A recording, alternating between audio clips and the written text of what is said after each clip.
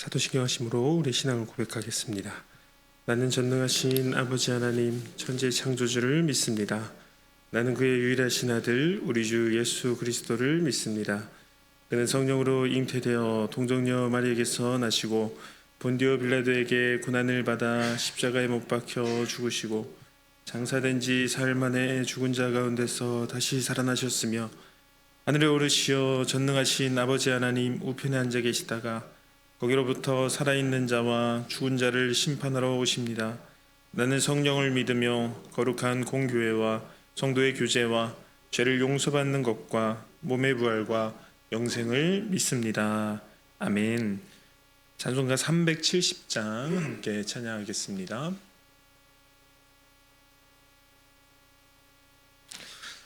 찬송가 370장 주 안에 있는 나에게 함께 찬양하겠습니다.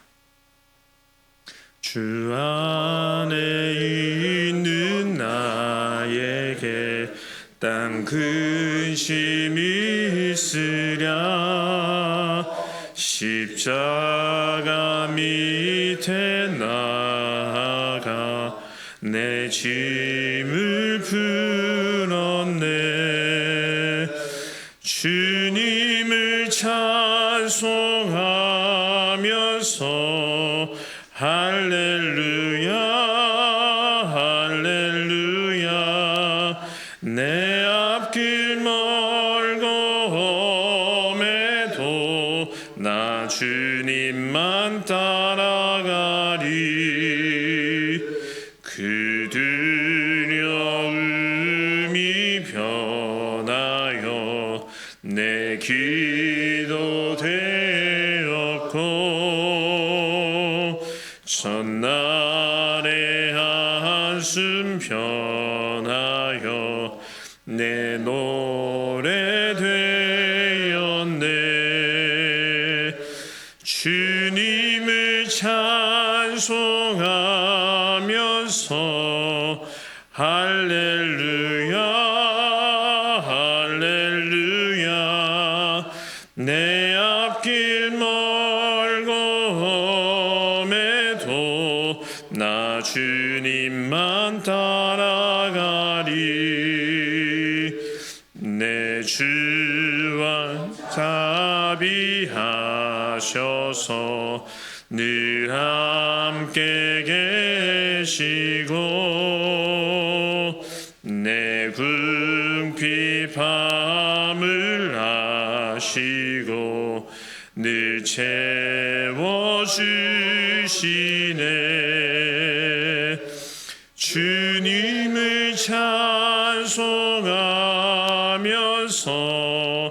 할렐루야 할렐루야 내 앞길 멀고 험해도 나 주님만 따라가리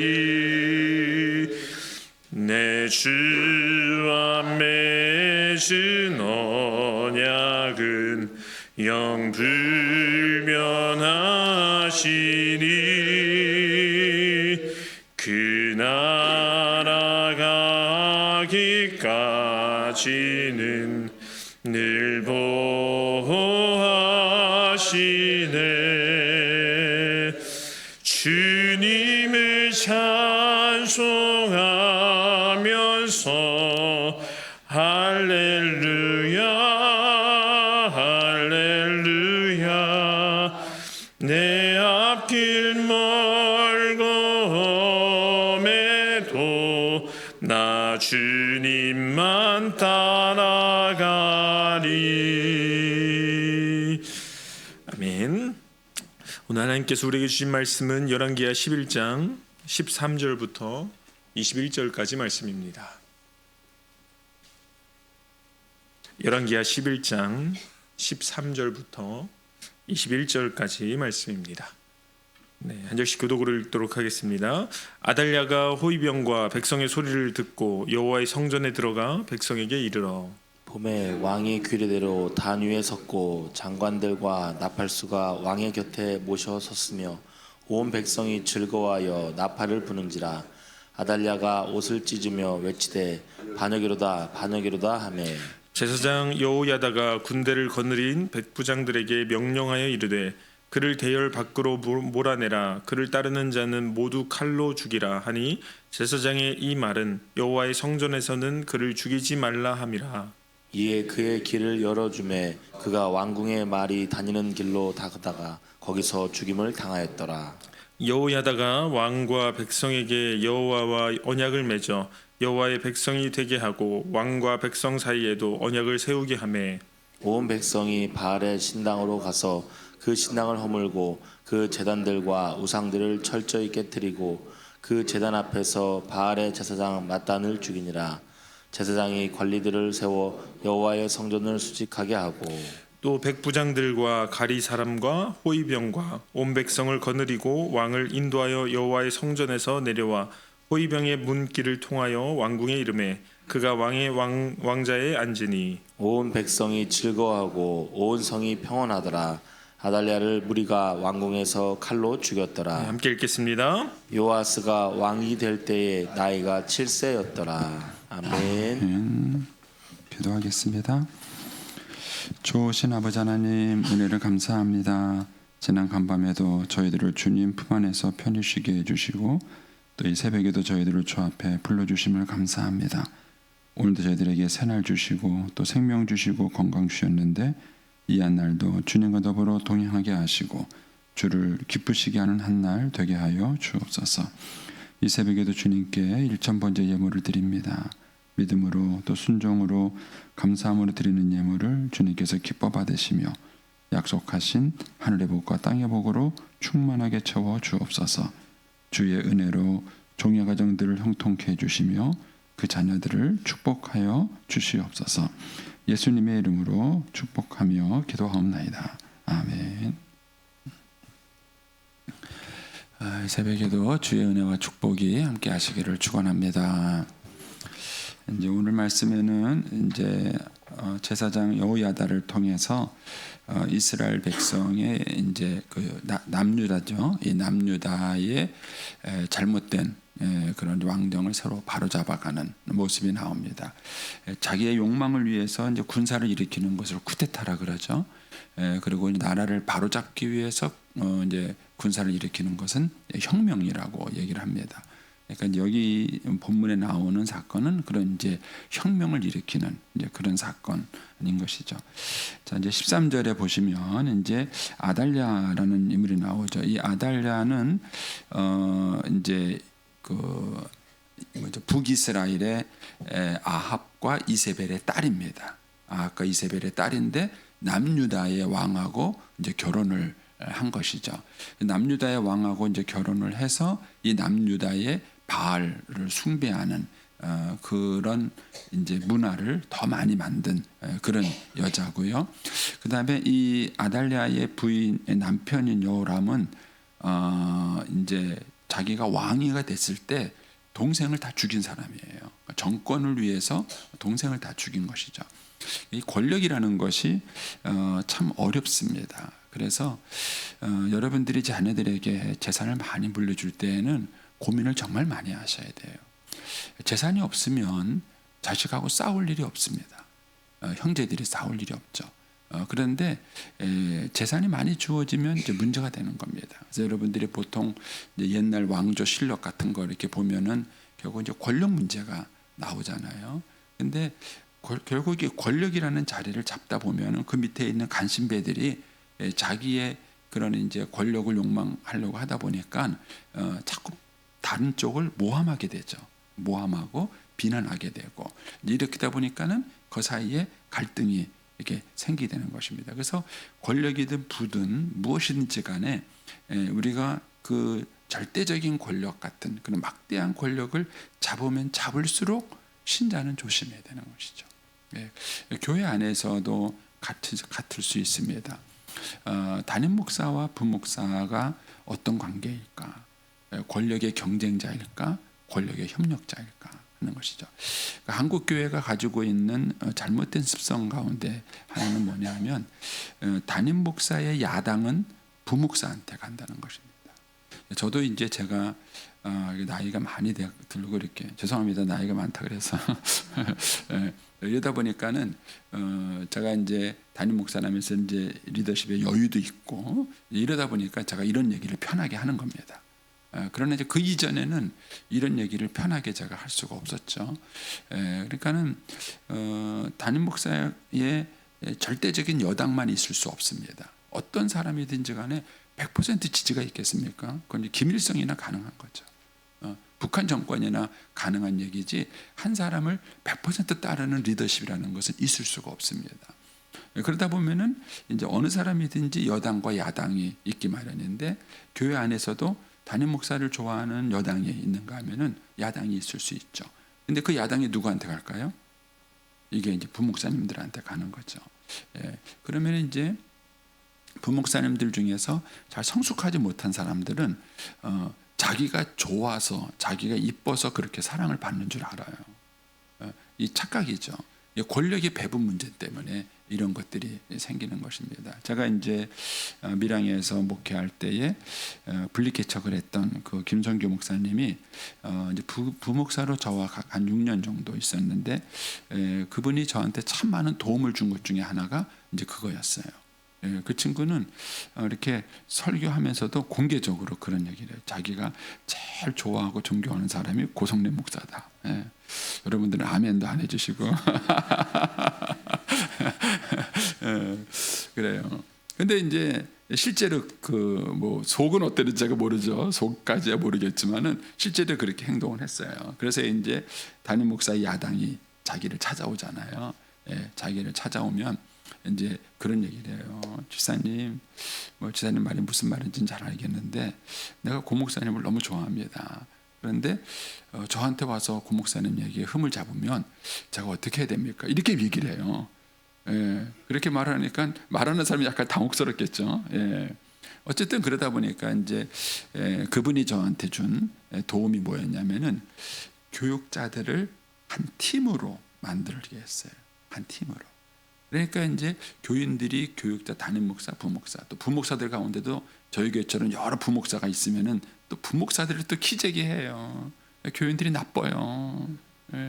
이거를 그냥 좋게 봐주면 좋은데 또 뭐 1교구 목사님이 좋다, 2교구 목사님이 좋다, 뭐 3교구 목사 이러면서 이제 또 부목사가 부목사님 사이들을 또 키재기를 만들어요. 그러면 이제 그 사람들 사이에서도 저희 말하는 갈등과 어려움이 생길 수 있겠지요. 그런데 이제 이거를 한 팀으로 보니까 교육자들을 한 팀으로 보니까 모든 목회 사역을 공동으로 책임을 지고 또 공동으로 또 상급도 받는 그런 역할. 그래서 교회 분위기를 바꿔주는데 굉장한 도움을 많이 줬습니다. 근데 이제 제가 이제 여러분 듣기 편하라고 제가 지금 교육자 얘기를 한 거예요. 그런데 이것이 가정 안에서 일어났을 때 어떤 구조가 일어나는 걸 여러분 보셔야 돼요. 그래서 며느리가 하나 있으면 편해요. 오히려 며느리가 둘 있으면은 신경 쓰셔야 합니다. 권력의 배분이라는 거, 시어머니라는 권력이 얼마나 큰 권력인지 모르세요? 절대 권력자. 요즘은 시어머니가 힘이 없습니까? 이 어른이라는 그 위치 자체가 사실은 막강한 권력을 갖고 있는 위치예요. 이 어른이라는 위치 그 자체가. 그런데 그 어른이 어떻게 처신하느냐에 따라서 이게 달라지는 것이죠.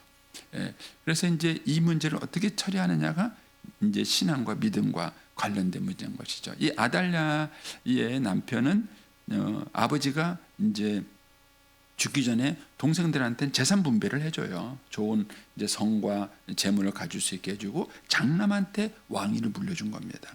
그런데 이 장남이 왕위가 되고 난 다음에 자기 동생을 다 죽여버려요.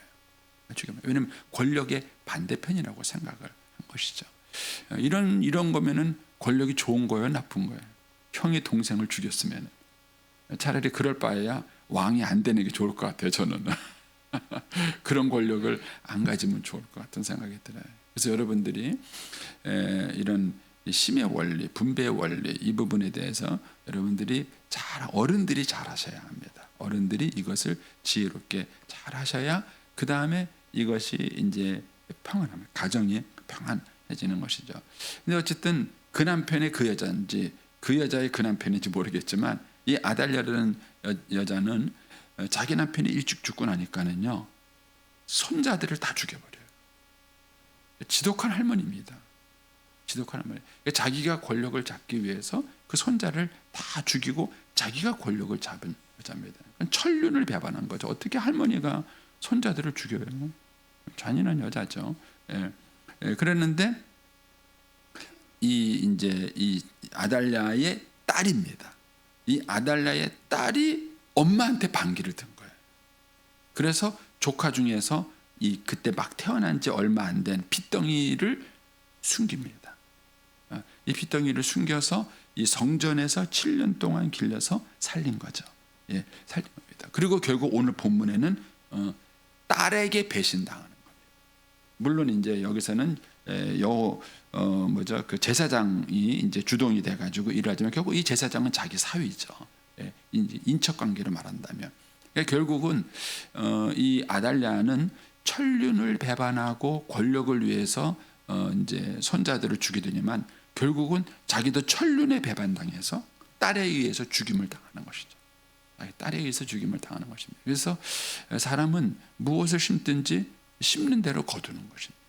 이제 그런 모습을 이제 요 아달랴라는 이 이름 속에 담겨진 배경들입니다. 이런 걸 좀 염두에 두시고 이제 오늘 본문을 보시면, 자 13절에 이 아달랴가 호위병과 백성의 소리를 듣고 여호와의 성전에 들어갔죠. 이제 밖에 나오는데 막 성전에서 막 무슨 요란한 소리가 들린 거죠. 그래서 이게 뭔 소리야 하고 이제 뛰어 들어가 보니까 거기서 이제 자기의 손자를 데리고 왕이 즉위식을 하는 그 장면이 나온 거죠. 14절에 보니까 봄에 왕이 규례대로 단위에 섰고 장관들과 나팔수가 왕의 곁에 모셔섰으며 온 백성이 즐거워하며 나팔을 부는지라. 아달랴가 옷을 찢으며 외치르되 반역이로다 반역이로다. 이게 참 사람이 이기적이고 주관적인 거예요.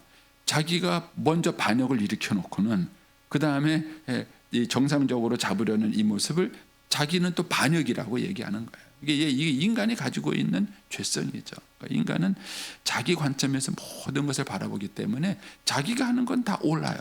남들이 하는 건 다 반역이에요. 이런 모순적인 상황을 여기서 이제 봅니다. 이제 결국은 이제 15절에 가면 제사장 여호야다가 이제 군대를 거느리고 백부장들에게 명령합니다. 그래서 결국은 이제 바깥으로는 성전에서는 죽이지 마라 이렇게 말을 해서 16절에 가면은 이제 그 얘기를 열어주고 그가 왕궁 다니는 왕궁의 말이 다니는 길로 가다가 거기서 이제 죽임을 당합니다. 이렇게 해서 이제 아달랴가 비참한 최후를 끝내게 됩니다. 그리고 난 다음에 이제 17절, 어쨌든 이 16절까지 해서 여러분들이 이제 묵상해야 될 것은 뭐냐면은 어쨌든 이 천륜이라는 것을 지키고 이루기 위해서는 권력이라는 것, 힘이라는 것이 유익이 될 수도 있고 불행이 될 수도 있다. 이 부분을 한번 여러분들이 묵상을 해주셔야 됩니다. 그래서 자녀들에게 무조건 많은 재산을 물려주는 것, 그게 항상 옳은 것은 아니에요. 그러나 그 자녀가 그것을 잘 감당할 수 있으면 축복이 될 수 있지만, 그러나 감당할 수 없으면 이런 엄청난 사건들이 이제 벌어지게 되는 것이죠. 자, 이제 17절 말씀 보겠습니다. 여호야다가 이제 이 나라를 바로잡는 일을 합니다. 근데 이 17절 말씀이 오늘 본문 말씀의 중요한 말씀이에요. 거기 보면 여호야다가 왕과 백성에게 여호와와 언약을 맺게 하고 여호와의 백성이 되게 하고, 아달랴는 자기 욕심을 위해서 자기 나라를 만들고 자기 백성을 만들었어요. 그런데 이 여호야다는 이 이스라엘 백성들로 하여금 하나님과 언약을 맺게 하고 하나님의 백성이 되게 했다는 것이죠. 이제 우리가 교회에서 또 뿐만 아니라 이제 사회에서는 마찬가지로 우리 신자들이 어떤 일에 열심을 낼 때 이 목적성을 반드시 생각해야 됩니다. 보통 우리가 흔히 하는 말은 뭐냐면은 하나님의 영광을 위하여, 우리가 쉽게 해서 먹든지 마시든지 무엇을 하든지 하나님의 영광을 위하여 하라 이렇게 말을 하는데, 우리가 이것을 실제적으로 적용시키지 않습니다. 여러분들이 예를 들어서 부부가 싸움을 할 때 한참 화날 때 이런 질문을 자신한테 해보세요. 내가 왜 싸우지? 내가 왜 화가 났지? 이게 정말 하나님의 영광을 위한 거야? 내가 우리 집에 우리 가정을 하나님 나라, 제사장 나라를 세우기 위한 거야? 아니면 내가 왜 싸워? 이 질문을 한번 자신에게 해보세요. 근데 많은 경우 우리가 싸우는 이유는 뭐냐면은 자기 나라를 세우겠다는 거예요. 자기 왕국을 세우겠다는 거예요. 자기 뜻대로 하겠다는 거예요. 그러니까는 끊임없는 권력 투쟁이 벌어지고 싸움과 갈등이 생기는 것입니다. 그래서 우리가 이 질문만 하더라도 상황이 달라져요. 이 여호야다라는 제사장이 훌륭했던 이유는 뭐냐면 그가 남들처럼 똑같은 군사력을 익혀서 혁명을 일으켰지만 이 사람의 목적이 뭐였냐? 이 백성들을 하나님의 백성이 되게 하려. 하나님의 백성. 잘 이해가 안 되세요? 여러분 이제 목사 입장도 제 얘기에서 말씀을 드릴게요. 목회를 하면서도 저도 그런 질문을 늘 합니다. 예수님의 제자를 만드는가? 내가 나의 제자를 만드는가? 성도들로 하여금 목사를 좋아하게 만들 수 있습니다. 목사한테는 그런 기술이 있어요. 여러분들이 저를 좋아하게 만들 수 있습니다. 그러면 제가 은퇴하는 순간 교회는 문제가 생깁니다. 예수님의 제자인가 목사의 제자인가? 제가 이제 밀양교회에서 분리개척을 할 때 참 많은 은혜를 받았습니다. 제가 은혜를 받았는데 그때 이제 큰 은혜를 받았던 것 중에 하나가 뭐냐면 이 교회가 주님의 교회다. 내 교회가 아니고 주님의 교회다. 하는 거예요. 이것을 이제 실제적으로 내려놓기가 참 그 당시에 쉽지 않더라고요. 그런데 이 교회의 주인이 누구냐? 그래서 제가 그때 이제 그 설교를 하면서 이제 분리개척을 좀 나가세요, 여러분들. 이제 새로운 교회를 가보세요. 이렇게 얘기를 했을 때 이제 여러 가지 시리즈 설교를 했는데 그 중에 하나가 뭐였냐면은 당신은 예수님의 제자입니까? 고성래의 제자입니까? 그렇게 이제 설교를 했어요. 그런데 한 집사님이 엄청 은혜를 받은 거예요. 그 설교에 은혜를 안 받아야 되는데 엄청 은혜를 받은 거예요. 그래가지고는 이제 저한테 왔어요. 오더니만은 편지를 하나 주고 가시더라고요. 근데 그 편지 내용을 읽어보니까 자기가 이제 제 설교를 듣고는 며칠을 고민을 했대요. 근데 아무리 고민을 해봐도 자기가 예수님의 제자인지 고성래 목사의 제자인지 헷갈리더래요. 그래서 예수님의 제자가 되기 위해서 떠납니다. 이러고 주고 갔어요. 근데 그게 기쁘지 않더라고요. 그 당시에는 그게 다 기쁘지 않더라고요. 쉽지 않더라고요. 여러분, 우리가 정말 하나님의 나라를 위해서 여호와의 백성을 위해서 일하는 거예요. 우리가 지금 정치들 보면서도 실망하는 거 아니잖아요. 실망하는 게 그거잖아요. 그들은 걸핏하면 국민을 얘기해요. 국민을 위해서. 근데 국민인 우리들은요, 전혀 우리를 위해서 일한다는 생각이 눈꼽만큼도 안 드는 거예요. 눈꼽만큼도 안 드는 거예요. 그러니까 이 여호야다가 이 이스라엘 남유다를 바로 세울 수 있었던 것은 그가 이 사람들이 하나님과 언약을 맺게 하고 거기에 중재자 역할을 한 거예요. 그러니까 하나님과 언약을 맺게 하고 하나님의 백성이 되게 하는 것입니다. 그리고 이것이 어떤 결과를 갖고 왔는가? 저는 이제 그 표현이 여기 참 재밌어요. 20절 말씀을 보시면 온 백성이 즐거워하고 온 성이 평안하더라. 이 표현. 그 앞에도 14절에 보시면 봄에 왕이 규례대로 섰고 장관들과 나팔수와 왕의 곁에 모셨는데 온 백성이 즐거워하고. 이전에는 아달랴는 행복한데 온 백성은 불행했어요. 근데 지금은 온 백성은 즐거운데 아달랴만 불행한 거예요. 그러니까 결국은 교회든 가정이든 나라든 간에 우리가 하나님 말씀 위에 그것이 제대로 쓰게 되면 저는 이제 20절이 돼야 정상이라고 생각해요. 온 백성이 즐거워하고 온 성이 평안하더라 하는 거죠. 그러니까 이것이 이제 제사장 여호야다가 이제 백성들을 하나님의 백성이 되게 하고 하나님과 언약을 맺게 한 이유인 것입니다. 그래서 여러분들이 이제 좀 이해하기 쉽도록 다시 말씀을 드리면 이제 아들이든 딸이든 또는 며느리든 사위든 이런 갈등이 생길 때 여러분들이 여러분 자신에게 물어보셔야 돼요. 내가 왜 기분이 나쁘지? 내가 왜 화가 났지? 결국 내가 얘들하고 싸우려고 하고 다투려고 하는 것이 내 나라와 나의 편안함을 위한 것인가? 아니면 정말 이 아이들이 하나님 말씀대로 살게 하기 위해서 하나님의 나라를 위해서 지금 내가 이렇게 화가 난 건가? 그것 때문에 내가 지금 이 아이들을 책망하는 것인가? 그걸 반드시 물어보셔야 돼요. 반드시. 근데 우리가 자녀들하고 갈등이 생기는 가장 많은 이유는 우리 부모님들이 아이들을 하나님의 백성으로 만들지 않고 자기 아이로 만들려고 하기 때문에 내가 낳아서 내가 길렀으니까 내 새끼고 내 마음대로 해야 되는 거예요. 반드시 갈등을 일으키고요. 자녀들하고 여러분들이 평생 그 자녀를 위해서 키워놓고 그렇게 키워놓은 그 자녀에게 배신당하죠. 어떻게 이놈들이 이럴 수 있지? 어떻게 니들이 나한테 그럴 수 있는가? 이런 상처를 여러분들이 받게 되는 것입니다. 그래서 이 여호야다라는 제사장이 한 것, 이들이 하나님과 언약을 맺게 하고 하나님의 백성이 되게 하는 것, 이것이 정말 성을 평안하게 하고 백성을 즐겁게 하는 것입니다. 그래서 우리가 우리의 자녀들을 기를 때 이 아이들이 하나님과 언약을 맺고 하나님의 자녀가 되고 하나님의 백성이 되게 하는 것, 이게 부모의 역할이에요. 근데 반드시 이렇게 하면 아이들도 행복하고 부모도 행복합니다. 그게 진리의 말씀인 거예요. 그게 하나님의 말씀의 원인 것입니다. 그래서 부모님들이 우리가 이제 믿음으로 살고 우리의 자녀들을 믿음으로 기른다는 얘기는 결국 이 17절 말씀을 적용하는 거예요. 아이들로 하여금 하나님과 언약을 맺게 하고 하나님 백성이 되게 하고, 그리고 난 다음에 또 한 가지가 뭐가 나오죠? 왕과 백성 사이에도 언약을 맺게 만들어요. 무슨 언약을 맺게 했을까? 제가 생각을 해봤는데 성경에 구체적으로 나와 있지 않지만은 문맥으로 본다면은 왕과 백성 사이에도 서로 이렇게 말씀의 관계를, 언약의 관계를 맺도록 하지 않았는가 하는 것입니다. 제가 뭐 여러 번 여러분들에게 간증을 했지만 저하고 아내는 3년 연애해서 결혼했어요. 그런데 그때의 사랑이 저와 아내의 삶을 행복하게 한 것은 아닙니다.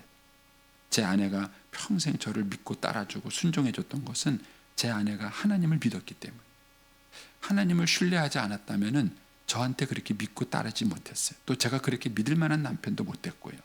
그런데 하나님을 믿었기 때문에 저를 남편으로서 신뢰하고 순종하고 따라줬어요.